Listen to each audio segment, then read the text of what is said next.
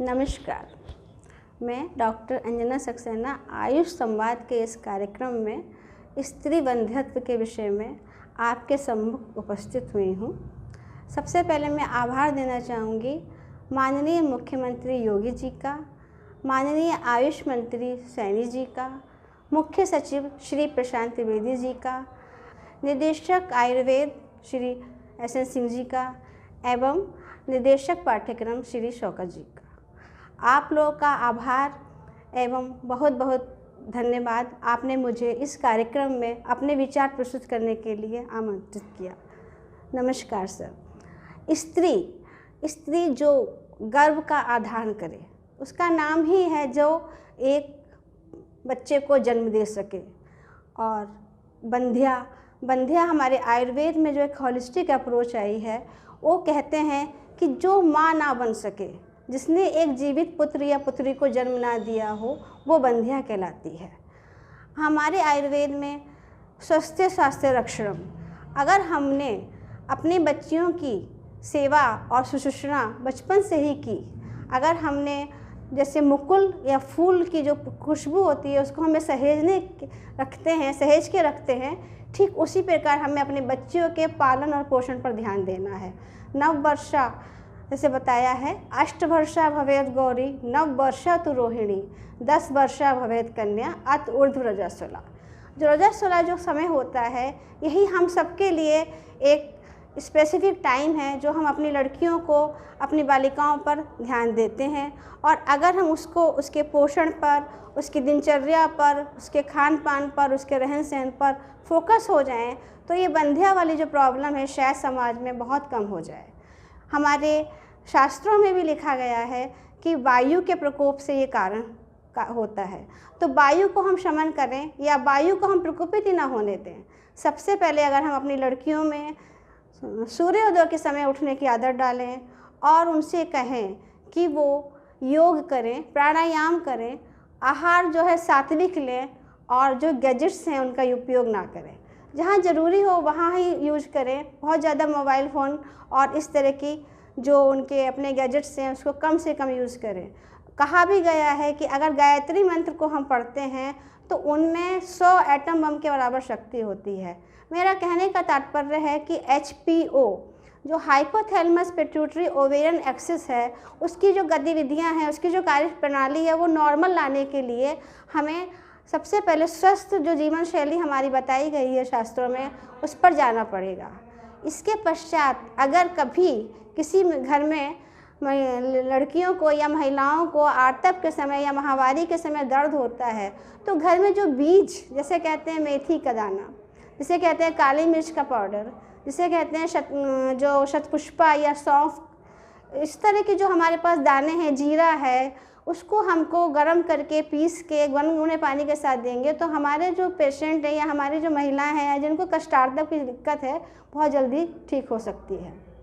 इसी प्रकार जो शास्त्रों में बताया गया है कि मृत बत्सा, जिसको बार बार मरा बच्चा पैदा हो रहा है, गर्भस्रावी, जिसका बार बार गर्भ का स्राव हो रहा है, ऐसी महिलाओं को अगर हमें सही करना है और हमें उनको एक अस्वस्थ जीवन देना है और स्वस्थ बच्चा देना है, तो हमें हमारे आयुर्वेद की एक शैली पर ध्यान देना पड़ेगा।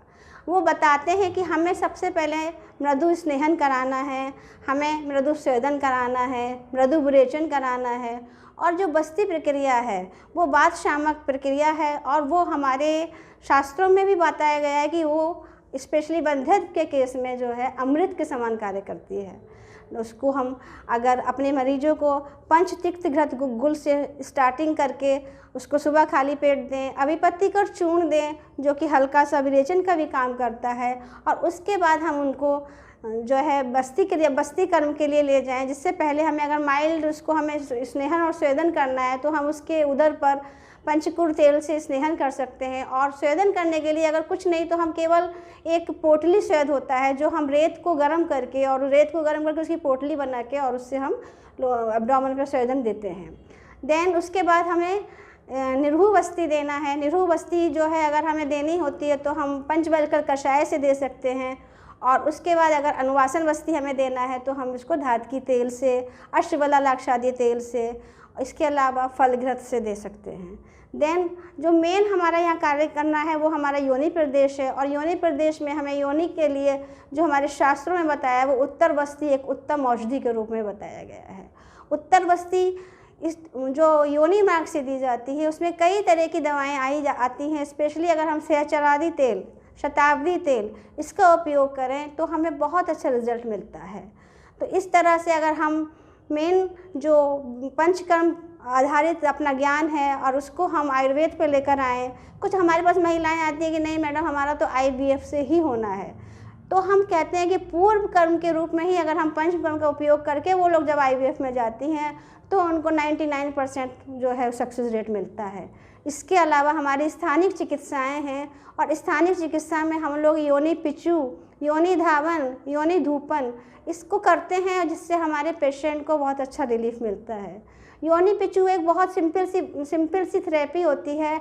हम किसी भी टैम्पून को जो कि स्टरलाइज्ड होता है और उसको एक अच्छे जैसे सहचरादी तेल है, शताब्दी तेल है, फलघृत है, जात्यादी तेल है, मेडिकेटेड ऑयल है, और हम पेशेंट की स्टडी करके पेशेंट के प्रकृति और उसके रोग की स्टडी करके उसके आधार पर उसकी योनि में धारण कराते हैं, जिससे उसकी योनि का मार्ग शुद्ध होता है और हमारी अपान वायु अनुलोमन करती है, जिसके कारण जो है ऋतु, क्षेत्र, अम्बु, बीज, ये जो 4 चीज़ें बताई गई हैं जिस समय हमें कब हमारे पेशेंट को प्रेगनेंसी आ सकती है, फर्टाइल पीरियड क्या है, पेशेंट का आहार विहार क्या है, पेशेंट को किस तरह का खाना देना चाहिए, और उसका बीज स्पेशली ओवम और स्पर्म कब शुद्ध होता है, और उसका जो मार्ग है वो कब हम उसको किस तरह से उस अपत्य पथ को कैसे हम उसको स्वस्थ कर सकते हैं, इस बारे में हमारे शास्त्रों में अधिकाधिक वर्णन आया हुआ है। तो हमें स्त्री बंध्यत्व को जो कि काकबंध्या के नाम से भी माना गया है, या अस्तनी जिसके कम बच्चे हुए हैं,